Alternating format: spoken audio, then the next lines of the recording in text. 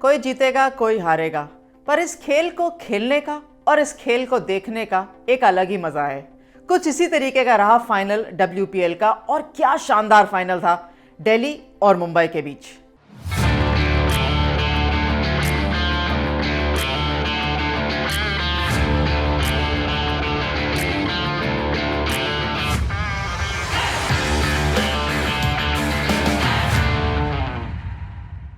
स्वागत है आपका डिफरेंट स्ट्रोक्स के अंदर। और एक ऐसी चीज जो देखने को मिली ना, वो थी सेलिब्रेशन ऑफ क्रिकेट।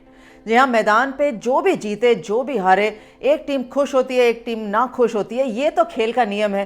पर जिस तरीके से खेल खेला जाता है उस खेल को क्या कहें, आउटस्टैंडिंग। बहुत ही मजा आया देखकर, क्योंकि खेल जैसा हम पहले पूछ रहे थे कि दिल्ली या मुंबई, वो तराजू की तरह खेल दोनों तरफ चल रहा था। इवेंचुअली मुंबई ने कहा हम होम टीम हैं, हम एक अच्छा खासा खेल रहे हैं और ये टाइटल हम ही जीतेंगे। मुबारक हो to entire Mumbai Indians team, fans and family, ये पहले टाइटल के लिए।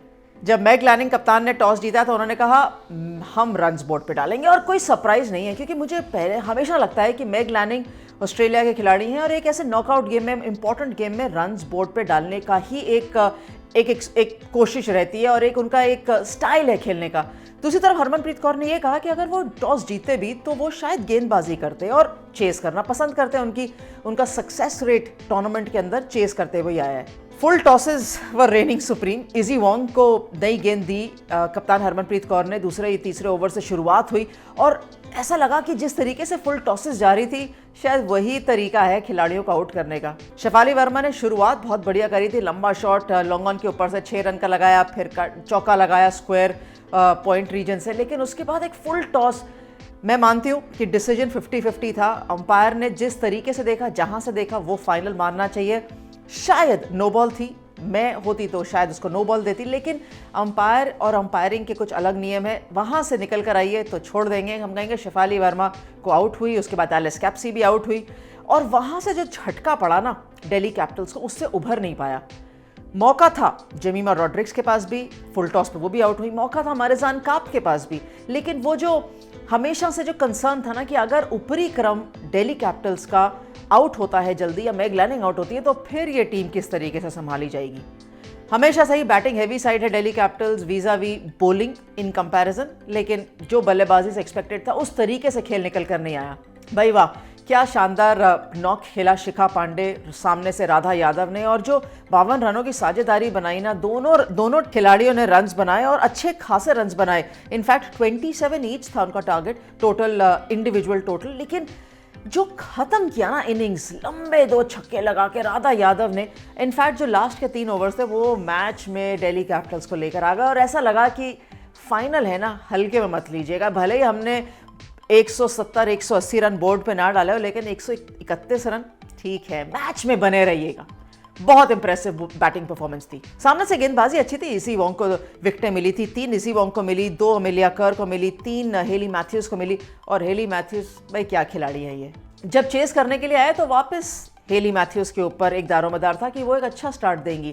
लेकिन शुरुआत में जिस तरीके से दिल्ली ने विकेटें खोई थी फुल टॉसेस पे, वैसे ही मुंबई इंडियंस ने भी विकेटें खोनी शुरू कर दी। अस्तिका भाटिया जल्दी आउट हो गई, फिर हेली मैथ्यूज आउट हो गई, और वापस 2 सफलताएं जब दिल्ली कैपिटल्स को मिली तो ऐसा लगा कि खेल वापस सा बदल गया। फिर वो तराजू ऊपर नीचे जा रहा है, कौन जीतेगा कैसे जीतेगा। पर एक खिलाड़ी है ना, नैटली सिवरब्रंट, भाई क्या शानदार खिलाड़ी हैं।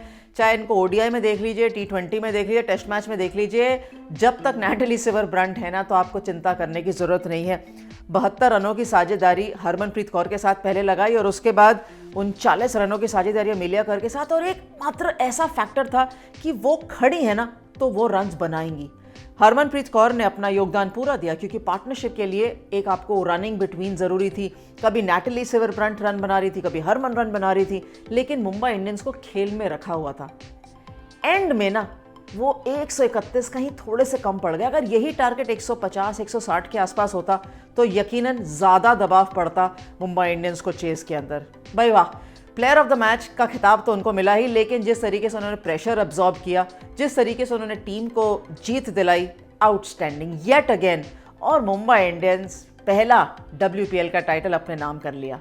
हेली मैथ्यूज का मत भूलिए, player of the series Hayley Matthews बनी और ये वही खिलाड़ी हैं जो ऑक्शन के अंदर पहले अनसोल्ड गई थी। इनको किसी भी टीम ने पिक नहीं किया था। लोग सोच रहे थे कि इनके आंकड़े अच्छे नहीं है, वेस्ट इंडीज की कप्तान है, रन्स या विकेट्स कितना ज्यादा कंट्रीब्यूट कर पाएंगी, इसलिए ऑक्शन में अनसोल्ड गई थी। लेकिन बाद में मुंबई इंडियंस ने इनको पिक किया और ऑफ कोर्स कप्तान हरमनप्रीत कौर की इसके अंदर आई एम श्योर सहमति रही होगी कि वो हेली मैथ्यूज को चाहती है अपने लाइनअप के अंदर। और देखिए हेली मैथ्यूज ने क्या प्रदर्शन करके दिखाया है, विकेटें भी ली हैं, पर्पल कैप भी उनके सिर पर है, रन्स भी बना के दिए और जहां थोड़ी बहुत कमी नैटली सिवर ब्रंट की हुई वहां हेली मैथ्यूज ने पूरी करी। और कप्तान हरमनप्रीत कौर के क्या कहने भाई, वाह, बहुत शानदार जीत हासिल करी। और ये शानदार, बहुत सारे विश्व कप खेले, सेमीफाइनल, फाइनल, लेकिन inaugural edition of the Tata WPL champions Mumbai Indians और कप्तान हरमनप्रीत कौर, मुबारक हो। Have you ever heard of the Big Daddy?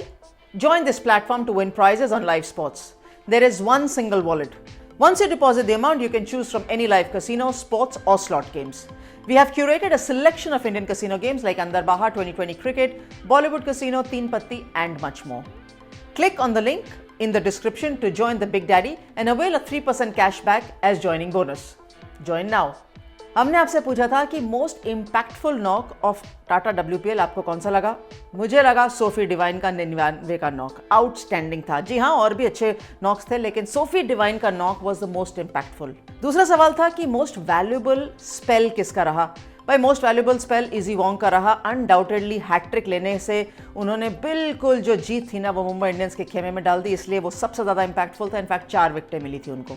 Most interesting मुकाबला किसका था, सबसे बढ़िया मैच, बिल्कुल सही कहा। बहुत लोगों ने कहा गुजरात जायंट्स और यूपी वॉरियर्स, बिल्कुल टूर्नामेंट की शुरुआत के अंदर वही मैच जो ग्रेस हैरिस और सोफी एक्कलस्टन ने साझेदारी करके जिताया था, मेरा भी वो पसंदीदा है। So undoubtedly Gujarat versus UP warriors का मुकाबला was the best match of the tournament. आप और कौन से इंटरेस्टिंग लम्हे इस पूरे टूर्नामेंट में एंजॉय करके या आपने देखा कि सबसे ज़्यादा बेहतरीन परफॉर्मेंस थी खिलाड़ियों के, वो आप ज़रूर बता सकते हैं। इनफैक्ट वो आप ज़रूर बताइएगा, क्योंकि ये वो ऐसा लम्हा रहा है, ऐसा टूर्नामेंट रहा है जो ऐतिहासिक है और ऐतिहासिक रहेगा। इसके बाद जितने भी होंगे ना वो सेकंड, थर्ड, फोर्थ रहेंगे। इसलिए आपके most valuable moments of the tournament कौन से रहे वो ज़रूर बताइएगा। टाटा WPL खत्म हो रहा है, लेकिन IPL शुरू हो रहा है और IPL के अंदर आप किस तरीके का एनालिसिस, प्रोग्राम्स, इंटरव्यूज पसंद करेंगे हमसे सुनना, वो बताना मत भूलिएगा। Thanks for watching different strokes.